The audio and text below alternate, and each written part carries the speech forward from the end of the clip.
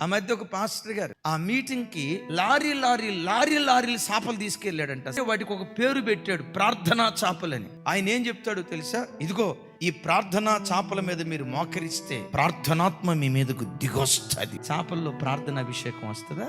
కచ్చిపుల్లో ప్రార్థన అభిషేకం వస్తుందా? ప్రార్థించిన నూనె బాటిల్లో ప్రార్థన అభిషేకం వస్తుందా? రాదు. వాక్యం ఏమంటుందో తెలుసా?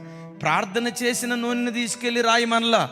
వాక్యంలో ఏమని రాస్తుందంటే, మీలో ఎవరైనా రోగి అయి ఉన్న యెడల వానికి నూనె రాసి ప్రార్థన చేయమన్నాడు. దైవజనమా, ఈ ప్రార్థనకి ఎవరో గొప్ప భక్తుడేం అవసరంలా. దీనికోసం ఏదో పాస్టర్, రెవరెండు, బిషప్, రైట్ రెవరెండు వీళ్ళేం అవసరంలా. సంఘ పెద్ద నూనె రాసి ప్రార్థన చేస్తే చాలు, తన మహిమ కొరకు దేవుడు కార్యాలు చేయును గాక. క్రైస్తవులు ఎప్పుడు దేవుని మీద ఉన్న నమ్మకం, దేవుని మీద నుంచి మూఢాచారాల వైపు మనం తొలగించుకోకుందుం గాక.